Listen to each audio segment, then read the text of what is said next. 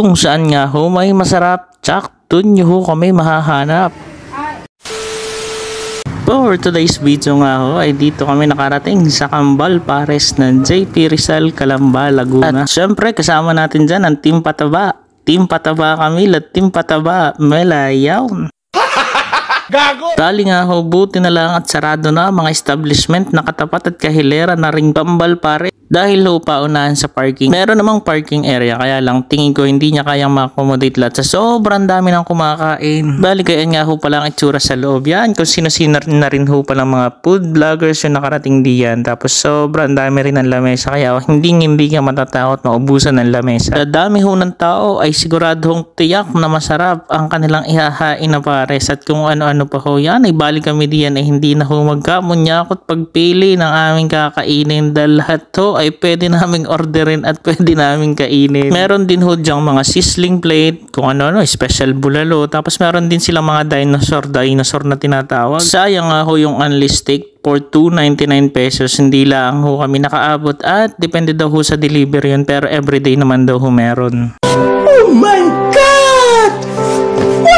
At dahil nga ho, ang dami na ng tao ay binilisan na ho namin na pagpili ng aming o-orderin at kumakalam na rin ng sikmura dahil medyo malayo yung naging biyahe namin from Cabuyao to Calamba. Open nga po pala sila 24 hours kaya sa may mga barik dyan na gusto magpahula sabay, di na kayo magpunta sa Kambal Pares ng JP Rizal, Calamba, Laguna. Ay kita nyo guys, sobrang daming tao. Ewan ko na lang talaga kung hindi ka magugutom at matatakam kapag garni na ang iyong nakita. Ay kita nyo guys, mga bone marrow, mga laman na yan ng pares. Ay talaga namang magugutom kayaan. Ganyan nga pala piniprepare ni kuya ang kanilang pares. Talaga namang tingin ko dito kailangan mo ng mabilisan talagang pagkilos dahil sa sobrang daming taong nag-o-order yan. Tapos meron din sila mga chili garlic. Bayaran matindi, ibirin mo na sa tip box ay laman ay 1,000 at saka 500. Abay kaya man ang nagbigay noon. At maya nga dumating na ang ating order yan. Yung kay Camille yung sizzling sisig. Kay Melay naman ho yung baby back ribs. Tapos yung sa atin ho ay pork liempo. Yan. Tapos meron nga ho palang kasama na 2 java rice na kagad. Ay ewan ko na lang ho talaga. Kung di ka pa mabusog ng gayaan ay kulukan ng akin. Wari ko bagong luto talaga. Yung kay Melay nga ho pala ay 175. Yung kay Camille ay 169 at yung sa atin ho ay 160. Tapos dumating na rin ho ang order nating 3 pares. Bali tigi-tigisa kami dyan. Mami pares ho pala yan na tig si 70 ho. Ay kainaman. Kat dahil nga ho minsan lang kayo mapaparne. Abay di sinulit na namin ang order. Abay ano pang hinihintay? First bite na. Hipin muna ng ayos at baka tayo mapaso na naman yun. First bite. Yummy! Second bite. What yummy! Yun, pakita rin natin si Pataba Kams at saka si Pataba Melay.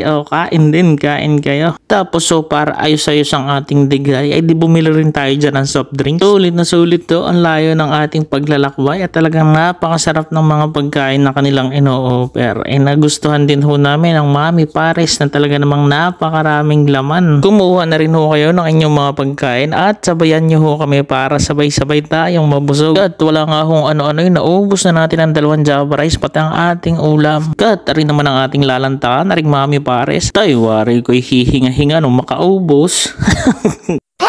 Sa punto nga hong ari, abay nag-iisip-isip nga ang ating masamahan kung maghahalo-halo pa kaya at nagkakatanungan pa at mukhang nagugustuhan pa si Camille na lamang natitirang kumakain sa amin. Kat dahil nga ho nandidinin na rin abay, nilubos-lubos na natin ang pagkakataon. Bumili na rin ho tayo ng halo-halo na big size. Yung big size? Oo. Tapos isang solo. Isang solo big size na. din. Bali 3 order. 130 yun.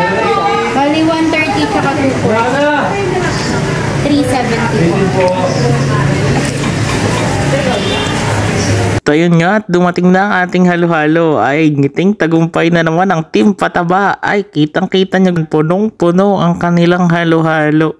Parang wala na kang yelo. May toppings pa na ice cream at leche flan, Recommendable po yung kanilang halo-halo. Talaga namang hindi nauubusan ng laman. Meron niyang saging, mangga, langka, ube at kung ano-ano pa ho. Nung sulit na sulit ang inyong babayaran. Kaya sinasabi ko sa inyo, kapag nagpunta ho kayo din sa Kambal Pares, wag niyo hong kakalimutang maghalo-halo. Dahil you miss 1/4 of your life kapag hindi mo na-try ang Kambal Pares halo-halo nila. Ay sa punto kong iyan ako'y busog na at hindi ko na ho kahit sa sobrang dami na ho na nakain. Ang dami pa rin ho laman ng halo-halo. Sabi ko na ko po, paano kaya rin mauubos? Dahil di yan ho ay humingi na ho ako ng pinakataklob at talaga kung hindi ko na kayang ubusin ang halo-halo natin. Ay siya, paano mga idol? Hanggang dito na lamang. Bye-bye!